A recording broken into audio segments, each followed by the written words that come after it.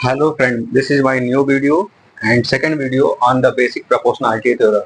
Now in this I will study here the converse of the basic proportionality theorem. देखते हैं converse of the basic proportionality theorem में क्या बातें होती है और उसकी प्रूविंग कैसे होती है। बेसिक proportionality theorem मेरा जनरली ये था कि एक लाइन जो हम ड्रा करते हैं किसी ट्रायंगल पे और वही लाइन किसी ट्रायंगल के किसी एक साइड के पैरेलल होती थी और जो अदर दो साइड है उनको इंटरसेक्ट करती थी इन द सेम रेशियो।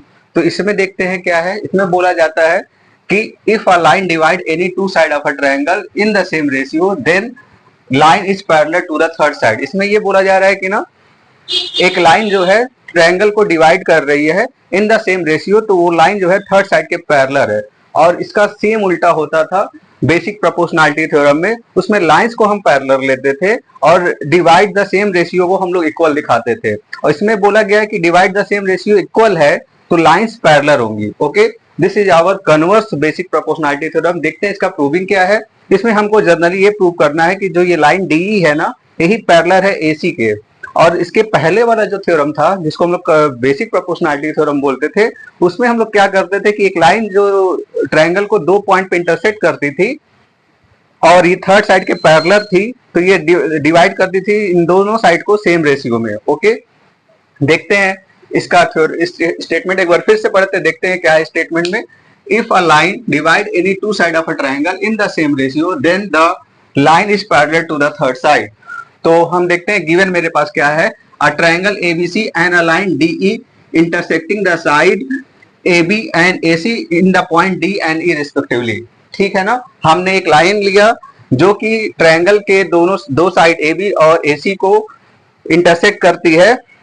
ठीक है ना, किस पॉइंट पे AB को इंटरसेक्ट करती है, D पॉइंट पे, और AC को इंटरसेक्ट करती है E पॉइंट पे। ओके, तो हमको गिवन क्या है कि रेशियो सेम है। यहाँ पे दिया गया है triangle in the same ratio, मतलब कि जो साइड को ये लाइन डिवाइड कर रही है ना उसका रेशियो सेम है, तो हमको उसी लाइन को थर्ड साइड के पैरेलल दिखा देना है। तो ये गिवन है कि AD upon BD equal to AE upon EC ना। इसमें हम थोड़ा सा कंस्ट्रक्ट करेंगे, हम एक लाइन एजम्पशन करेंगे कि ऐसा एक लाइन एजम्पशन करेंगे कि ये थर्ड साइड के पैरेलल है। तो हमने एक लाइन एजम्पशन किया कि DF is a line which is parallel to BC ना।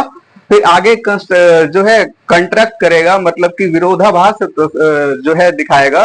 तो फिर हम देखते हैं इसमें आगे होता क्या है। पहले हम एक लाइन ड्रा करते हैं जो कि DF है, जिसको हम लोग ने कंस्ट्रक्ट किया है, और ये माना है कि DF जो है ना ये थर्ड साइड BC के पैरेलल है। तो देखते हैं, तो कंस्ट्रक्शन में मैंने लिखा है draw a line DF parallel to the side BC ना intersecting the side AC at point F।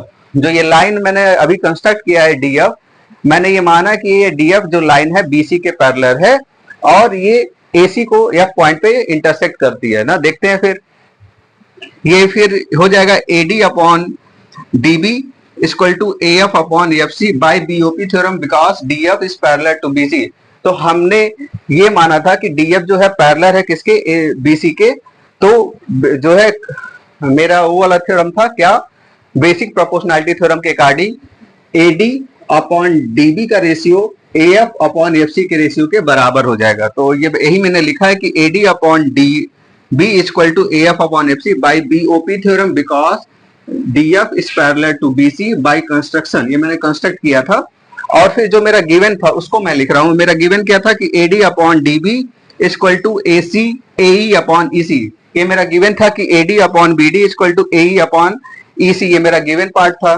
तो देखिए दोनों पार्ट को थोड़ा ध्यान से देखिए, AD अपॉन DB इसमें भी है, AD अपॉन DB इसमें भी है, मतलब इसका LHS इक्वल है। तो हम RHS को इक्वल करा सकते हैं, ठीक है ना। तो हमने RHS को इक्वल कराया, तो यहां से हमको क्या मिला कि AE upon EC is equal to AF upon FC by using 1 and 2। Equation 1 और इक्वेशन 2 का मैंने यूज किया और इन दोनों को इक्वल कराया, ठीक है ना। इसके बाद हम क्या करते हैं, दोनों साइड में हम +1 ऐड करते हैं। तो adding 1 to the both side, तो हमने दोनों साइड में +1 ऐड किया। फिर मैंने यहाँ पे EC को एलसीएम लिया, यहाँ पे FC को एलसीएम लिया, तो ऊपर में बन गया न्यूमरेटर में AE प्लस EC और इधर के न्यूमरेटर में बन गया AF प्लस FC। तो फिगर में देखिए आप, see in the figure, AE plus EC क्या है, AE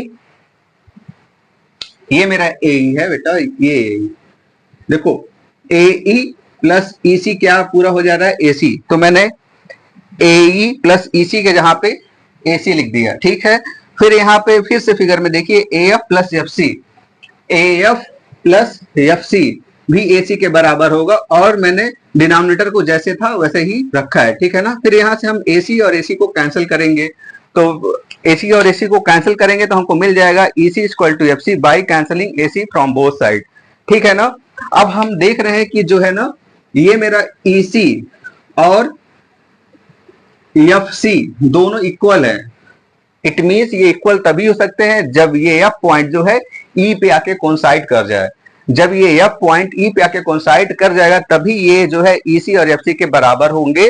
तो फिर वही मैंने लिखा कि E and F coinciding but, और मेरा ये मैंने कंस्ट्रक्शन में लिखा था कि DF पैरेलल टू BC, जो मेरा DF है पैरेलल है किसके, BC के, तो ये F पॉइंट E पॉइंट पे आके कोइंसाइड कर जाएगा। तो हम ये डायरेक्टली बोल सकते हैं कि DE is parallel to BC। तो मैंने यहाँ देयरफॉर लिख के बोला कि D is parallel to BC। यही हमको प्रूव करना था converse of basic proportionality theorem. यहाँ पे basic proportional converse basic proportionality theorem खत्म होता है। इसके बाद हम कुछ बेसिक प्रोपोर्शनैलिटी थ्योरम्स की कोरोलरी पढ़ते हैं, देखते हैं उसमें कोरोलरी में क्या बातें होती हैं। फिर इसके बाद मेरा एंगल बाइसेक्टर थ्योरम है, कन्वर्स एंगल बाइसेक्टर थ्योरम है। फिर इसके बाद हम लोग क्वेश्चंस लगाने के लिए रेडी हो जाएंगे। फिर इसके बाद हम लोग इस पर्टिकुलर थ्योरम के अकॉर्डिंग जितने भी क्वेश्चंस बुक में दिए हैं, हम कोशिश करेंगे सारे क्वेश्चंस को यहाँ पे डिस्कस करने का। Okay, thank you for watching.